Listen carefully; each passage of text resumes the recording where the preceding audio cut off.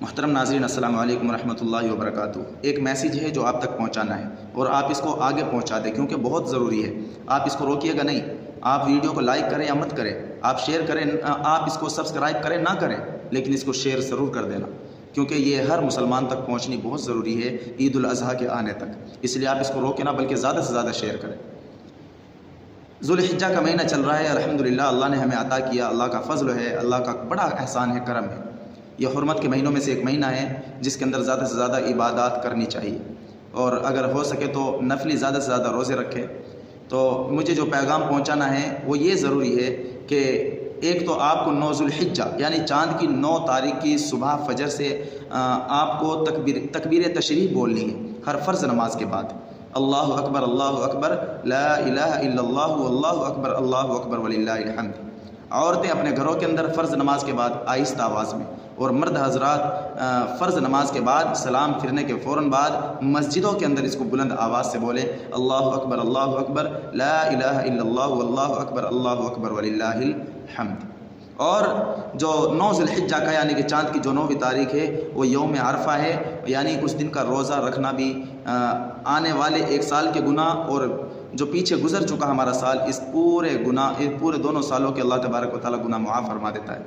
تو اس لیے یوم عرفہ کا جو روزہ ہے اس کو بھی آپ اہتمام کریں، اس روزے کو بھی آپ رکھیں۔ اب ہے عید الاضحیٰ کے دن کا واقعہ۔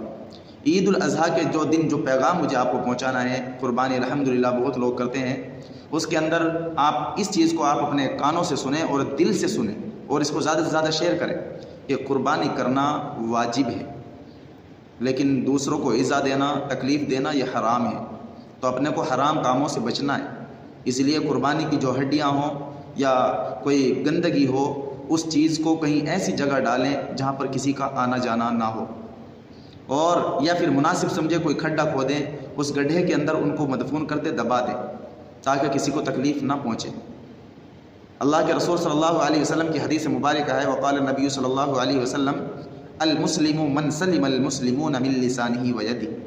اگر آپ کی زبان سے، ہاتھ سے، آپ کے کوئی بھی جسم کے اعضاء سے کسی کو تکلیف پہنچتی ہے تو پھر آپ ہم میں سے نہیں ہے، وہ مسلمان نہیں ہے۔ تو میرے عزیزوں اس چیز پر آپ کو توجہ دینی ہے، اس حدیث کے متعلق آپ کو کسی کو تکلیف نہیں پہنچانی۔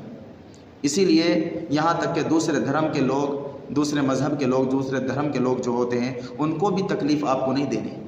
زیادہ سے زیادہ خاص طور سے دھیان رکھنا ہے کہ کسی کو بھی کوئی تکلیف نہ پہنچے۔ تہوار منائیں، الحمدللہ اللہ نے ہمیں تہوار دیا، اس کو آپ خوشی خوشی منائیں، لیکن کسی کو تکلیف نہ پہنچائیں۔ آپ اس ویڈیو کو زیادہ سے زیادہ شیئر کر دیں، انشاءاللہ آپ کو ثواب ملے گا تاکہ لوگوں تک یہ میسیج پہنچ سکے۔ شکریہ، اللہ حافظ۔